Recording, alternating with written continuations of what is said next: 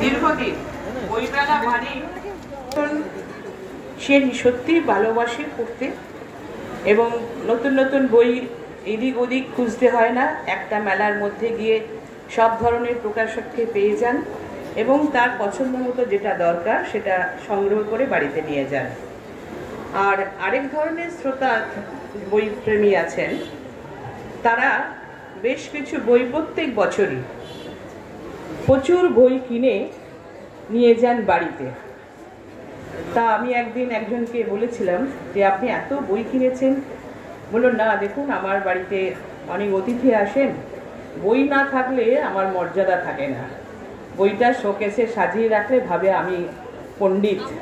এরম ধরনের কিছু মানুষও কিন্তু আমাদের সমাজে আছে, বইটা শখে কেনেন এবং সাজিয়ে রাখার জন্য। তবে অধিকাংশ মানুষই কিন্তু বই পড়তে ভালোবাসে।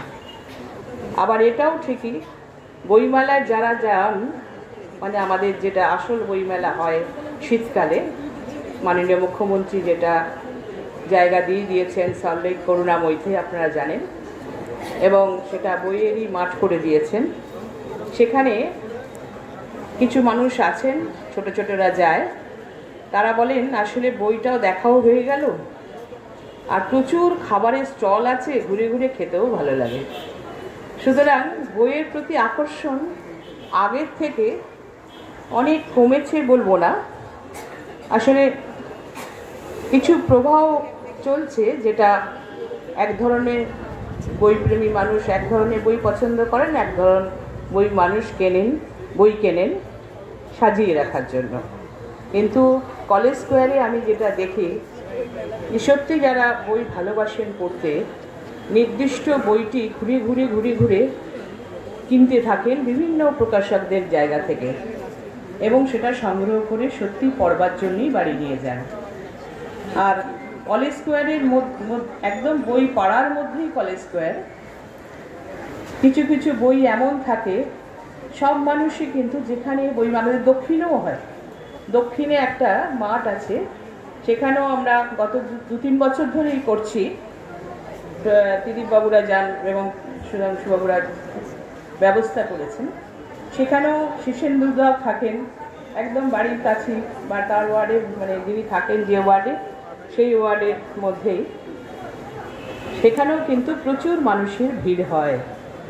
আর এই কলেজ স্কোয়ারে যদিও বই পড়া সংলগ্ন জায়গা, তবুও আজকে সুপর্ণা এখানে গিল্ডকে দিয়ে যে বইয়ের সম্ভার এনেছেন বিভিন্ন প্রকাশকদের, আমি আশা রাখি এখানে প্রচুর মানুষ 6 দিন ব্যাপী চলবে, প্রচুর মানুষ বই কিনবেন এবং অবশ্যই বই ভালোবাসেন বলেই কিনবেন। তার সঙ্গে সঙ্গে এবং আমাদের যে বসন্ত উৎসব চলছে, তার জন্য ওরা যে ব্যবস্থা রেখেছে আমরাও করি। দোলের আগে আমরা ছোট ছোট বাচ্চাদের, আমাদের অনেক সামাজিক দায়িত্বও থাকে রাজনীতির বাইরেও, তাদের হয়তো পিচকিরি, রং, আবির এগুলো সব দিয়ে আমরা, এটাও আমি সুপর্ণাকে ধন্যবাদ জানাই যে শেষ দিনে ওরা এই ব্যবস্থাটাও রেখেছে এবং অবশ্যই বই দেবে। এই বই দেওয়ার নেশাটা বা ব্যবস্থা, এই চিন্তাধারাটা, এটা আমি মনে করি যে সত্যি খুব ভালো চিন্তা। বই পেলে ছেলেমেয়েরা আকর্ষণ বোধ করে, ভালো বই পেলে ভালো বই পড়তে পারে। যদিও এখন পুঁথিগত বিদ্যা এত চাপ হয়ে গেছে শিশুদের মধ্যে, অন্য বই পড়ার ইচ্ছা থাকলেও অনেক সময় সুযোগ ঘটে না। অনেক সময় আবার অভিভাবকরাও পড়াশোনার ব্যাপারে, যেটা আমার বাস্তব অভিজ্ঞতা আছে কিছু কিছু ক্ষেত্রে, যে পুঁথিগত বিদ্যার বাইরে বইটা পড়লে তার নাকি সময় নষ্ট হবে, একটা মানসিকতা আছে। আমি মনে করি বই যত পড়বে জ্ঞান তত বাড়বে, এটা অভিভাবকদের সচেতন থাকতে হবে এবং আমার মনে হয় সব অভিভাবকদের এটা মাথায় রাখা উচিত। এবং অনেক কিছু জানতে পারা যায় বই থেকে, যদিও বৈজ্ঞানিক যুগে আজকে আমরা সব কিছু মোবাইলের মধ্যে আমরা সব পেয়ে যাই, কিছু কিছু ক্ষেত্রে অনেক ডকুমেন্টস, অনেক নানা রকম তথ্য, তাহলেও কিন্তু মনে হয় বই পড়া একটা নেশা, এবং বই না পড়লে অনেকেরই রাতের ঘুম হয় না। বলেন কিছুটা অন্তত 8 ঘন্টা বই না পড়লে আমার ঘুম আসে না, যেটা সুদীপদাও বলছিলেন। ঠিকই, আমারও অনেকগুলো অভিজ্ঞতা রেখেছি, বই না পড়লে তার সত্যি সত্যি তার নিদ্রা আসে না। তাই আমি ধন্যবাদ জানাচ্ছি গিল্ডকে এবং সুপর্ণাকে, যে সত্যি এই ধরনের একটা প্রকাশকদের এনে এখানে একটি নতুন করে এই বছর থেকে শুরু হলো। এটা ধারাবাহিকতা যেন অবশ্যই থাকে, এটাও আশা রাখি। এবং আপনাদের সকলকে আমি বসন্তের শুভেচ্ছা, আমি বড়দের আমার প্রণাম নমস্কার জানিয়ে শেষ করছি। ধন্যবাদ। ইতিমধ্যে আমাদের মাঝে আরও বিশেষ কিছু সাহিত্যিকরা উপস্থিত হয়েছেন। আমাদের মধ্যে উপস্থিত আছেন আমাদের উপদেষ্টা পরিষদের শ্রী চম্পক ভট্টাচার্য, আমাদের মধ্যে উপস্থিত আছেন শ্রী রাজা ভট্টাচার্য, শ্রী শান্তনু বসু,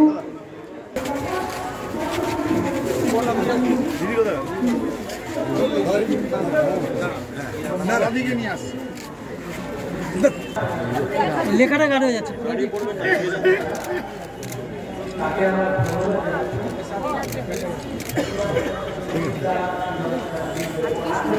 শ্রী অমর উপাধ্যায়কে। অমরবাবু, আপনি যদি কিছু বলেন, আপনি কি বসে বলতেন? একদম।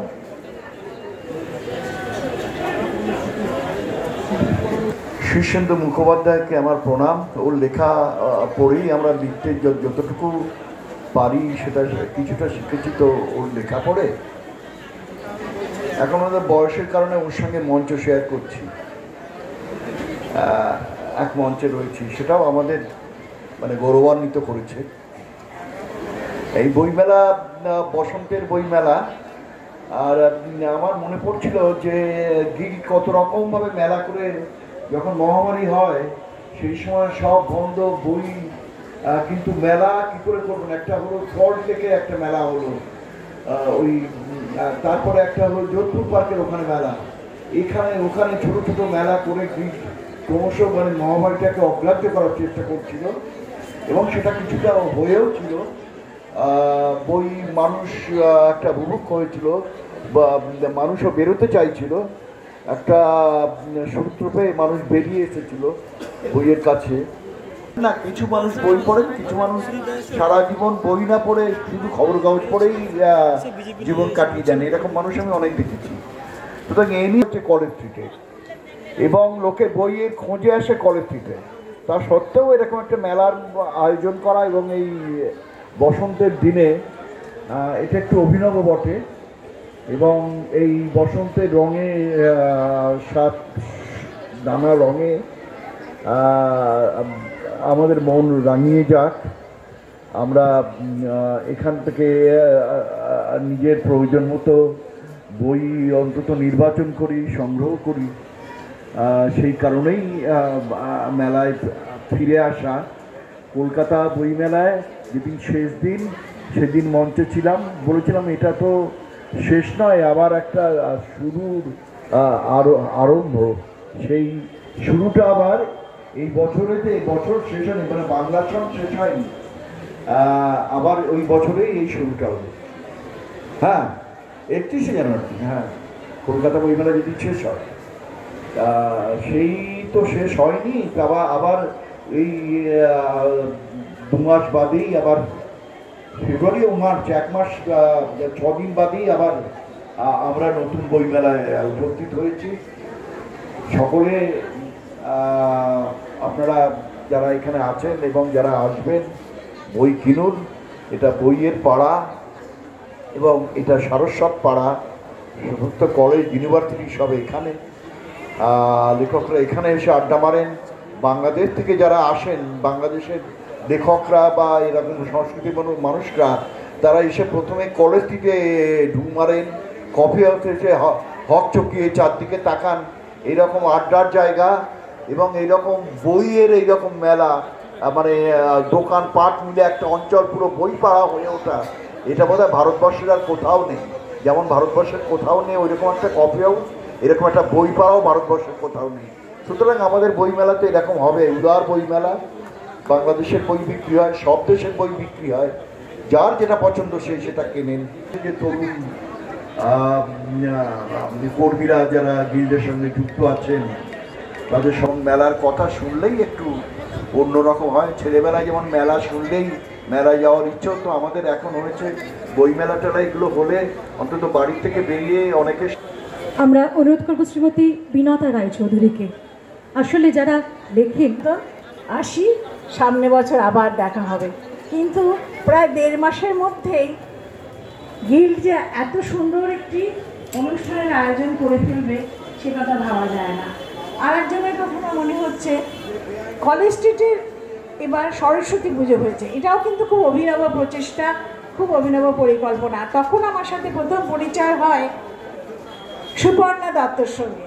সুপর্ণা দত্ত যে আমাদের এত তাড়াতাড়ি এত কাছের মানুষ হয়ে উঠবেন তাকে আমি কেতাবি ভাষায় শুভেচ্ছা জানাচ্ছি না, আমি সরাসরি বলছি আমার অন্তরের ভালোবাসা দিচ্ছি আমি সুপর্ণাকে। সুপর্ণা যে এত সুন্দর একটা অনুষ্ঠানের আয়োজনে সহযোগী হয়ে উঠেছে তার জন্য সত্যি আমরা সবাই কৃতজ্ঞ। কলেজ স্ট্রিটের সবসময় বই পাওয়া যায়, কিন্তু মেলাই এই মেলায় যে সবাই আসছেন, সবাই দেখছেন, ঘুরছেন, একটা অন্যরকম আনন্দ। একটু আগে মালাদি বলে গেলেন যে কেউ শখে বই কেনে, কেউ পড়ার জন্য বই কেনে। আমরা দুজনকেই স্বাগত জানাচ্ছি। যারা পড়ার জন্য বই কেনেন তাদের প্রতি তো আমাদের কৃতজ্ঞতার শেষ নেই, আর যারা শখে বই কেনেন আমার ধারণা শখ একদিন তাদের অভ্যাসে পরিণত হবে।